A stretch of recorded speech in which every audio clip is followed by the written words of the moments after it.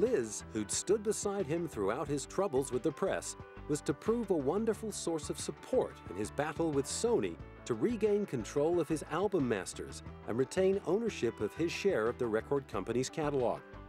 Once again, his fans backed him, but as the dispute wore on, Michael believed he was a victim of a personal vendetta by Sony chief Tommy Mottola and turned to Reverend Al Sharpton for help. In 2002, he threatened to sue Sony for failing to promote his album, Invincible. Sony, Tommy Mottola. Tommy Mottola is the president of the record division. He is a mean, he's a racist, and he's very, very, very devilish. That inflammatory accusation turned the dispute into an increasingly wild media circus. Sony counterattacked with assertions it had sufficiently promoted the album and with claims that Michael had refused to support its release with a tour of the US.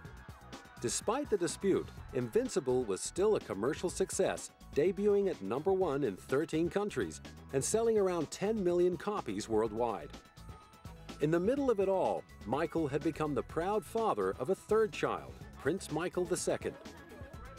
His eagerness to introduce baby Blanket to eager fans in Berlin inspired him to embark on the rash act that would hog the world's front pages.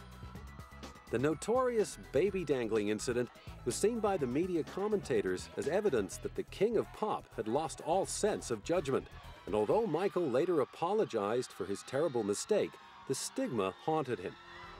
Tragically, Michael's most traumatic media ordeal was still to come. On November the 20th, 2003, he was arrested and charged at Santa Barbara Jail with lewd or lascivious acts with a child under 14. Protesting his innocence and confident of an acquittal, he waved to fans on his way to court.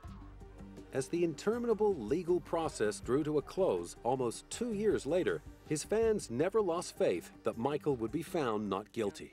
Verdict. We, the jury in the above entitled case, find the defendant not guilty of conspiracy as charged in count 1 of the indictment. Emotionally and mentally drained, as well as physically exhausted, Michael waved to the faithful in weary relief that the torment was over. But the terrible experience had taken a huge toll, and Michael needed to recover away from the spotlight. After the trial, he flew to the Persian Gulf and stayed as the guest of Sheikh Abdullah in Bahrain. In November 2006, he made a rare public appearance at the World Music Awards in Monaco to receive a Diamond Award for selling over 100 million records worldwide. The visit also coincided with the release of a special 25th anniversary edition of Thriller, a timely tribute to the biggest-selling album of all time and a reminder that the king of pop wasn't finished yet. In March 2009, it seemed that the years of waiting had all been worthwhile when Michael called a press conference in London to announce he was ready to make a spectacular return to the stage. Overcome with emotion at the prospect of a Michael Jackson comeback, the ecstatic crowd wept and chanted his name, and as he took to the microphone for what was to be the very last time, Michael rewarded them with a winning smile and his trademark peace salute. These will be my final show performances in London.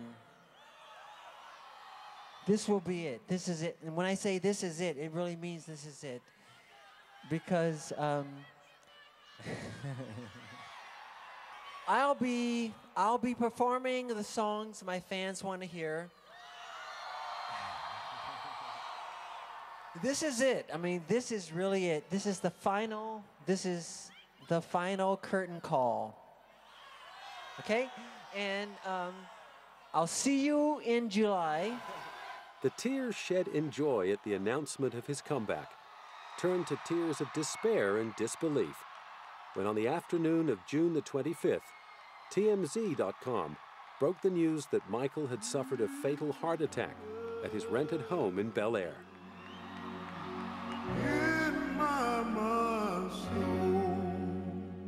United in their grief, fans across the globe immediately went into mourning.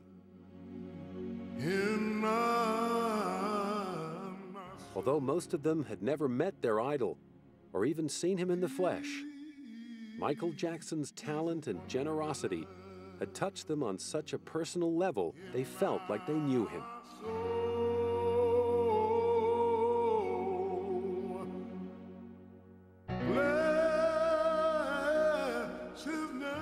On July 7th, 1 billion people tuned in to his memorial service to pay their last respects to an artist who will not only be remembered as a consummate entertainer, but also as a great humanitarian, a loving father, and a devoted icon.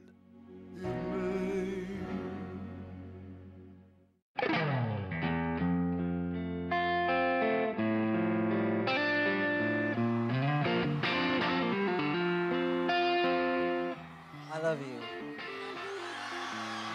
I really do. You have to know that. I love you so much. Really. From the bottom of my heart. He is the king of music, not pop, music. In fact, he's just the king. I just love him, and I just love him, and I just love him, and he's pure, he's inside and out, his heart, his soul, I love him.